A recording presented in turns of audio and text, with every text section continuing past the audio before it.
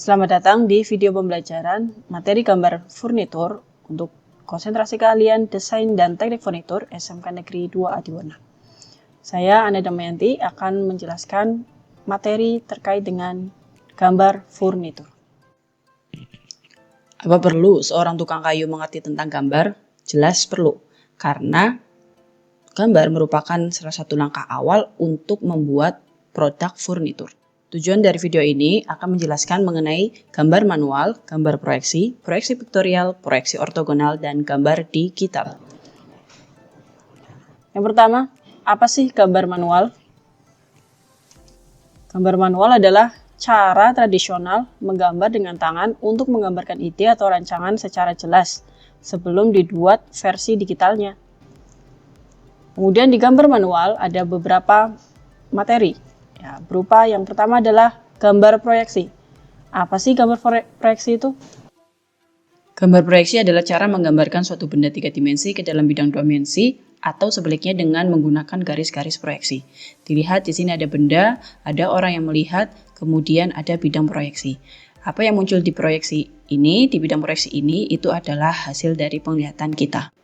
Jenis-jenis gambar proyeksi ada proyeksi piktorial dan proyeksi ortogonal. Proyeksi piktorial adalah proyeksi yang menampilkan gambar benda secara keseluruhan dengan mempunyai ukuran panjang, lebar, dan tinggi atau 3 dimensi.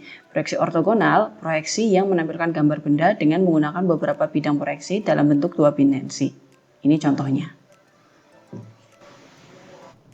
Untuk proyeksi piktorial, jenisnya itu ada proyeksi isometri, ada proyeksi timetris, kemudian ada proyeksi miring atau oblik, lalu ada perspektif. Mari kita jelaskan satu persatu jenis-jenis dari proyeksi piktorial. Proyeksi isometris, berikut ciri-cirinya. Proyeksi dimetris, berikut ciri-cirinya.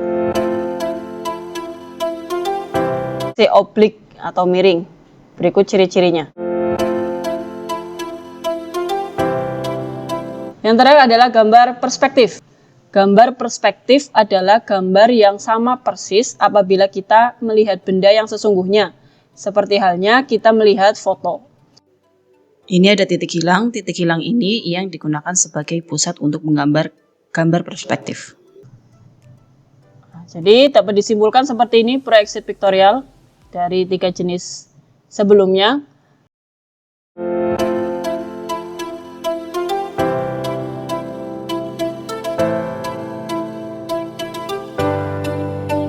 Proyeksi ortogonal. Proyeksi ortogonal untuk anak furnitur itu biasanya dinamakan dengan gambar tampak ya, di tampak bawah, tampak belakang. Secara teori, proyeksi ortogonal terbagi menjadi 2, yaitu proyeksi Amerika dan proyeksi Eropa.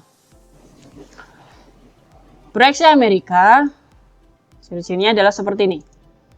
Jadi maksudnya, proyeksi Amerika itu penempatan pandangannya sesuai dengan arah pandangnya.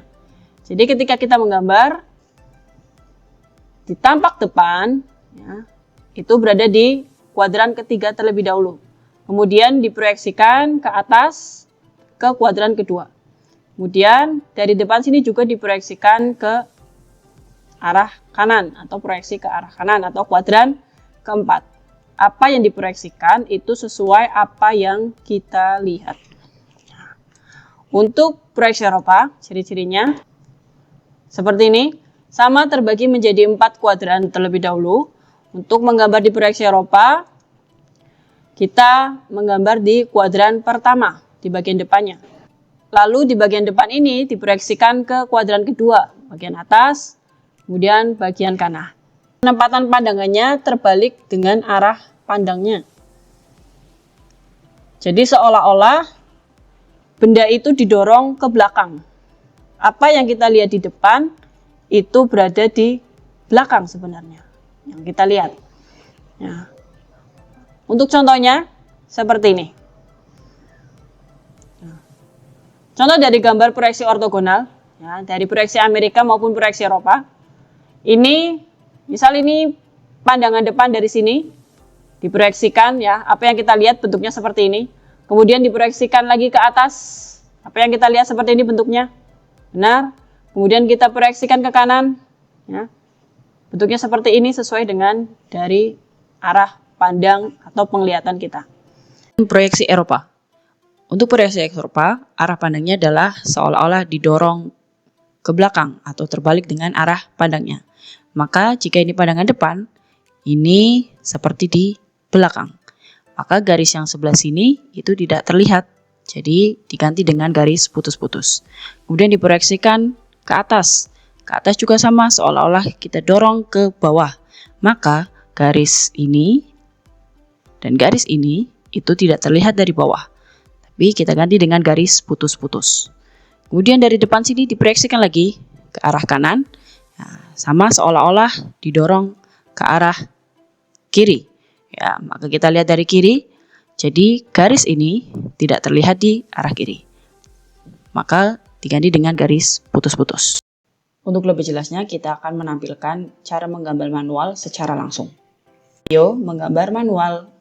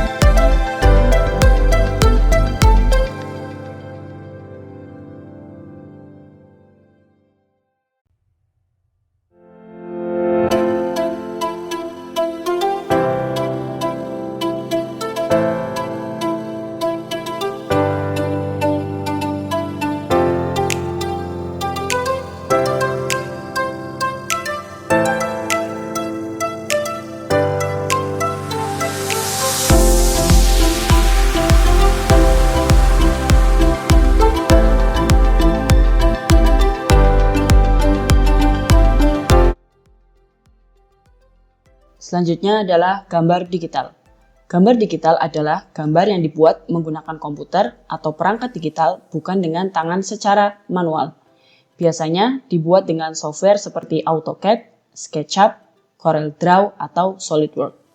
Di samping ini adalah salah satu contoh dari pembuatan menggunakan aplikasi SketchUp. Ada nakas maupun kursi kafe. Selanjutnya bagian-bagian dari aplikasi SketchUp. Ada menu bar, standard tool, getting started tool, large toolset, default tray, dan area kerja. Untuk lebih jelasnya, kalian bisa mengakses di barcode ini. Untuk mengakses buku gambar furnitur, ayo menggambar di SketchUp. Berikut adalah tampilan dari SketchUp. Ada menu bar, kemudian ini ada standard tool, kemudian ada getting started tool, kemudian ini ada large toolset.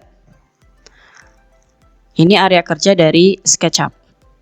Mari kita mulai menggambar SketchUp.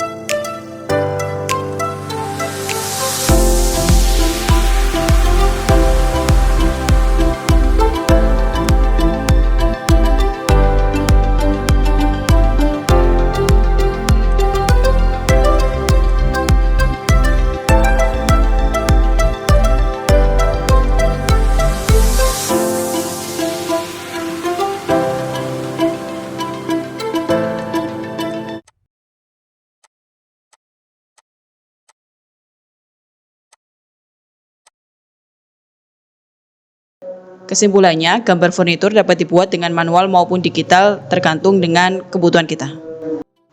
Selanjutnya, cobalah menggambar sendiri gambar berikut secara manual dan digital. Terima kasih, sampai bertemu di video pembelajaran selanjutnya.